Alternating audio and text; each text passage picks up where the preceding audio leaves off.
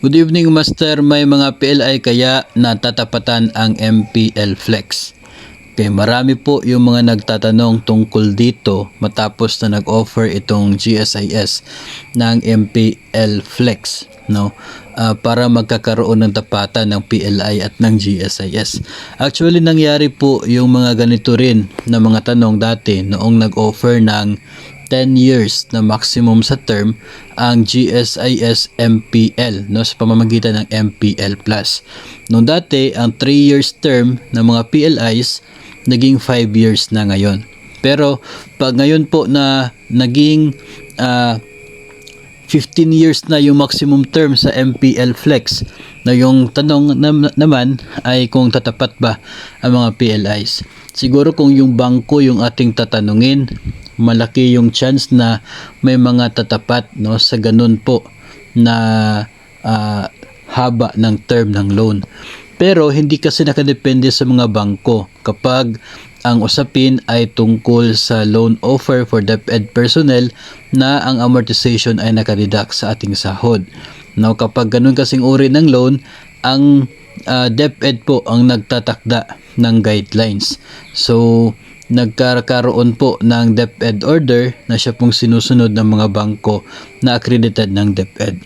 Noong dati 3 years lamang at last year, no, naglabas ng DepEd order to extend, allowing PLIs to extend offer up to 5 years. No, so ngayon, if ever na magkakaroon man ng pagtatapat ng PLI at ng GSIS, mga private lending institution, nangangailangan po ng isa pang DepEd order na siya pong magpapahintulot sa mga bangko na mag-offer ng mas mahaba pa na loan term para sa mga DepEd personnel. No, kinakailangan po yung DepEd order na yon, at kinakailangan po na kung interesado yung bangko, mag-a-apply sila doon sa DepEd na sila ay willing to offer such term ng loan given doon sa itinakda din ng DepEd na maximum na allowable interest rate. No, so kung interesado sila, pwede sila mag-apply kay DepEd, then they can offer. Ngayon, kung wala pong DepEd order, tungkol po dyan ay wala pong mangyayaring extension dito sa loan term ng mga PLIs for DepEd personnel. Maliban na lamang po doon sa mga loan offers ng mga bangko na hindi po salary deduction. No, labas po ang DepEd sa ganyang uri ng loan, pwede po sila mag-offer kahit 50 years pa yung term, 20 years, kahit ilan po, basta gusto nila. Kapag outside of the APDS, hindi po nagdideduct, outside po sa DepEd doon. So that will be your agreement with the PLI, and DepEd will not set the ceiling of the interest rate, no. Wala pong control sa DepEd sa ganyan kasi outside of the salary deduction. Pero po itong mga loans na nakadeduct sa ating sahod ay kontrolado po ng DepEd yung allowable na interest rate, and allowed po, no, kontrolado din po ng DepEd kung ilang taon lamang yung maximum na pwedeng mai-offer ng mga bangko.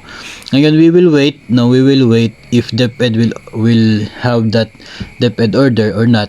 No, kung wala pong ilalabas sa DepEd order, ay mananatili po sa 5 years yung maximum na term ng loan ng mga private lending institution. Based on my experience lamang, mga master, ang hirap po kahit nga itong 5 years, no, after 1 year of paying your loan, no, ay sinubukan kong pong mag-inquire kung magkano yung magiging net proceeds ng isa ko pong loan, no. Meron po yung nasa siguro mga 300,000 na loan amount, no.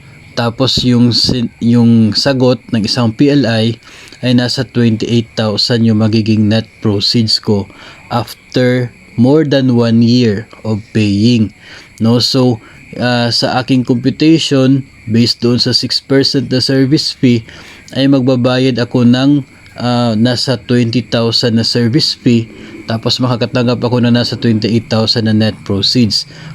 For me, for more than 1 year of payment, ay masyadong maliit po yung 28,000 na net proceeds na yon, no, considering na I will spend 20,000 on the service fee alone.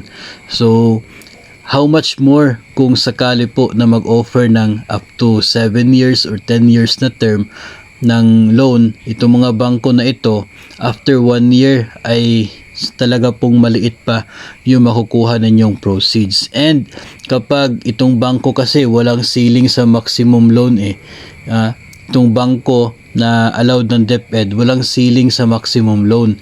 Ang kanila pong limit ay doon sa magiging amortization. So, ang nangyayari kapag nag-i-extend ng loan term ay pwede mong i-extend din yung halaga ng inyong utang para magkaroon ka ng the same deduction. So, ang mangyayari po, if you will avail for 7 years or 10 years dito sa mga PLIs, napakalaki ng magiging loan amount ninyo, no? And then, if ever gustuhin po ninyo na mag-renew, ay napakalaki na po na mawawala sa inyo po a service fee every time na mag-renew kayo if ito po mga PLIs will be allowed for longer loan term, no? So for me personal opinion ko po ay hindi po talaga siya as in the long run ay nakakatulong for us, no? If we will avail such long term na mga loans, personal opinion ko po yun, no? Pwede po nakakatulong siya right now, pero in the long run ay talaga pong yung sinasabi po ninyo na pinapalubog, no, yung mga guro sa utang, yun po yung magiging eksena if we will continuously avail dito po sa mga maximum loan term na up to 10, 15 or kaya baka one day magiging 20 or 25 years pa yung loan term na yon.